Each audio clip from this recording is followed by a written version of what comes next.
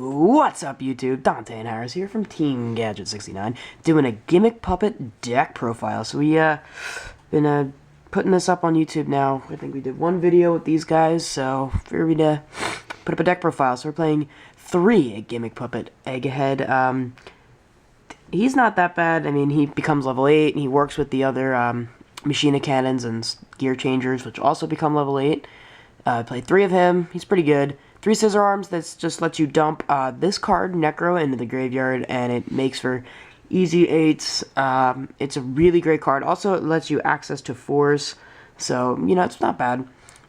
Gear Changer is probably one of the better cards in the deck, maybe the best gimmick puppet, maybe. It copies any level of any gimmick puppet on the field, so it's really great. It lets you access to 4s with the scissor arms, 8s with the gimmick puppet's effects, and, you know, other stuff, and it's pretty good, actually.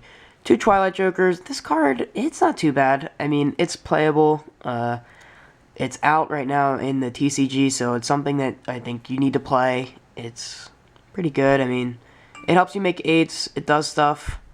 So yeah, 3 Cannons. This card is probably one of the better cards in the deck because it is an 8, and it works really great with Egghead, and especially Necro here, as it does stuff, and it's you know, really great. So pretty much you just discard a machine, and you make this card, and it's a free 8. Now, Gear Spring Spirit, this was an interesting tech that we thought of, and this card is pretty much, as long as there's all machine type monsters in your graveyard, you can summon it. It's an 8, so a really great play that we do a lot is we have a cannon and any of machine type cards in our hand.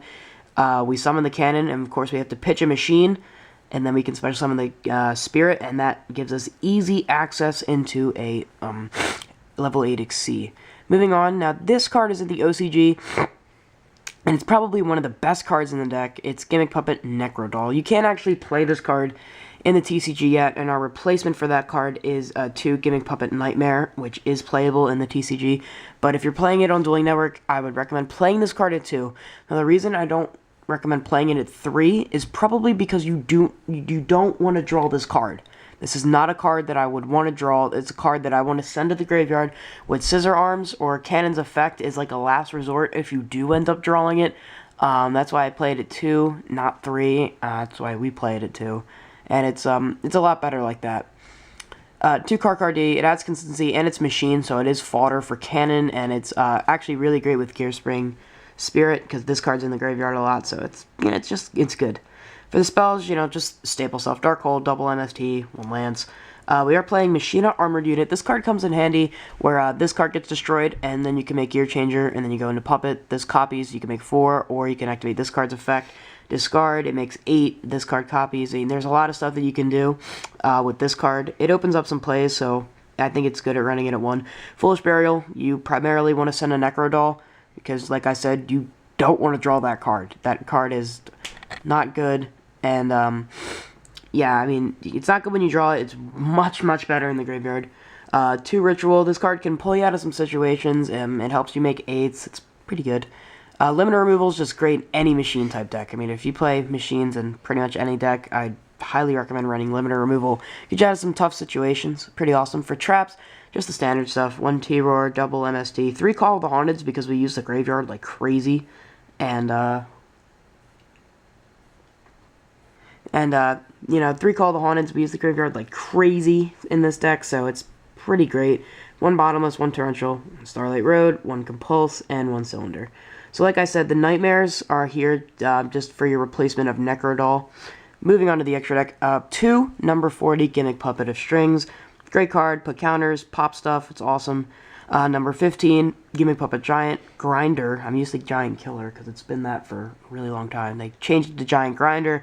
It pretty much, it destroys special summoned cards. It's awesome. 1 number 88 Gimmick Puppet Leona. This card, I wouldn't say is too difficult to bring out, but it is pretty tough. It's going to take a lot of planning, and its effect is doable, but we usually don't go for this card. It's kind of situational. Heretic Sun Dragon, Overlord of Holopolis. I can't do card. I don't know how to card today. Sorry. I don't know how to word. But this card's amazing. It pops cards, the 3000 beat stick. Same thing with number 107. It's great. It does stuff. It's a 3000 beat stick. I mean, what more can you say? For 4s, just playing Utopia, Maestro, and Pap. And just in case we run into a situation where gear changers are going to end up copying themselves, we can play the Slacker Magician. And then, of course, we play Starlight Road for the Stardust Dragon. So, yep. So that's it for our Gimmick Puppet deck profile. Please, let us know what you guys think of the deck. We really like it. We feel like that we made it as good as possible. Like, remember, this card is not playable right now because it has not been printed, so I'd recommend replacing it with Gimmick Puppet Nightmare. But this card is very good if you're playing the deck on Dueling Network. So give these guys a shot. They're really great. So Dante and Harris signing out.